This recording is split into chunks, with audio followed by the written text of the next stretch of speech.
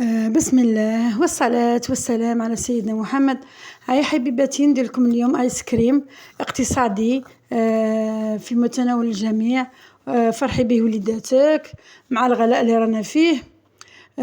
تفضلوا معايا. عندنا هنايا درت نصف كاس حليب. هنا في هذه المرحلة تقدري تستغني عن الحليب، تقدري ديري ماء فقط.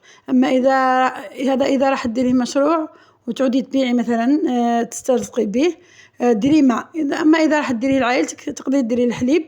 هنا درت نصف كاس ماء، والنصف الاخر كملته ماء، وزدت 3 كيسان ماء.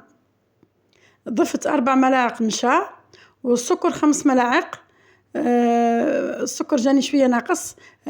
في الاخير دوك تشوفوا ضفت ملعقه زايده.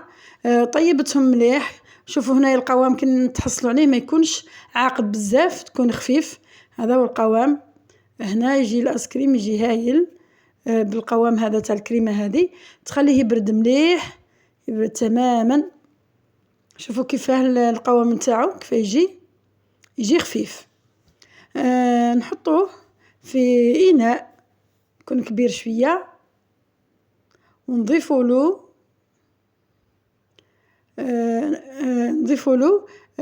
بودرة الشانتي. ضفت هنايا 5 ملاعق أو 6. تقدري تروحي حتى 7 ولا 8 ملاعق. وضفت درت شوية نص كاس ماء، وضربت مليح هذا الخليط. خلطته مليح بالخلاط الكهربائي حتى يضاعف شويه الحجم. وراني نضيف الماء، كل ما نلقاه ثقيل نضيف شويه الماء. تقريبا ضفت نصف كاس. ها هو الخليط اللي نتحصلوا عليه. لازم ما يكونش عاقد، يكون خفيف كما راكم تشوفوا حبيباتي. قسمته على 2. انا درت 2 منكهات او 2 مستخلص. درت مستخلص درت عفوا درت الايس كريم تاع البنان، ذوق بنان موز، و ذوق شوكولا. شوفوا هنا ذوق البنان نبدو به. درت هنا شويه ياغورت نتاع بنان اختياري، تحبي ما تضيفيش. ودرت هذا المستخلص نتاع المركز البنان، هذا شريته من عند اللي يبيع الحلويات، لوازم الحلويات.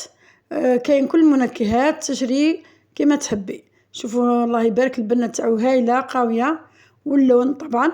هنا ضفت السكر، قلت لكم راهو جاني ناقص. ضفت شويه فاني. خلطت مليح. ونروحوا للشوكولا دركا. هنا ضفت 2 ملاعق تويسكو شوكولا غابره تاع الاطفال، وملعقه كاكاو بني، وخلطت شويه فاني وخلطت مليح. هذم هما فرغتهم في انا عندي هذه البواط نتاع الايس كريم فارغين، ولا علب حفظ الطعام. عندي هنايا 4 سوايع دسيتهم. شوفوا هنا بعد 4 سوايع، بعد 4 سوايع او 5 جبتهم من الكونجيلاتور. شوفوا كيفاه مازال ما جمدش مليح. في هذه المرحله مهمه جدا. هنا لازم تخلطيهم وتضربيهم بالبراميكسور. هذا مهم. هذه هي الطريقه اللي ما تخليهمش يجي الايس كريم يجي معلك ويجي يتلاصق كيما الايس كريم، ما يجيش فيه قطع الثلج ولا لاكلاص. هنا ثاني درت كو تاع فراوله، هاني نضرب فيه. شوفوا الله يبارك جا معلك، جا هايل. اسمحوا لي على الصوره راهي تتحرك من الاطفال. ولادي راهم دايرين بيا فريمون. الدراري كي يكونوا دايرين بيك ما تعرفي تقضي والو. مزيه راني دايره المونتاج، راني نحى الصوت. لو كان تسمعوا الفوضى اللي راني فيها. نشوفوا كيفاه جا هايل، جا معلك، جا كل ما تخلطيه كل 3 سوايع كل 4 سوايع اضربيه بالمكسور. وهذه هي النتيجة. شوفوا دوكا نقدموا بعد ما زدت رجعته الكونجيلاتور واحد 3 سوايع ولا هاك ولا ساعتين.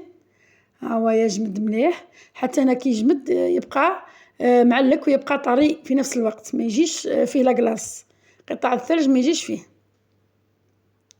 وتقدمي اذا حابه ديريه مشروع ترزقي منه. اشري لي بواط صغار وبيعي.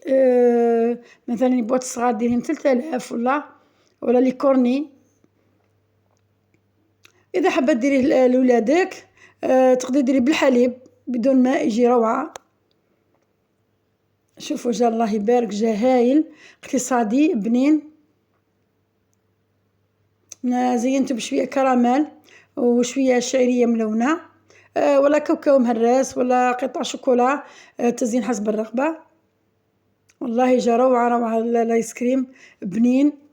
انا ولادي عجبهم،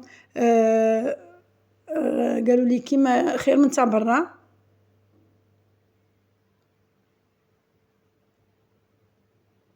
حاجة خدمتيها في الدار، تعرفي المكونات نتاعها، تعطيها ولادك بكل امان.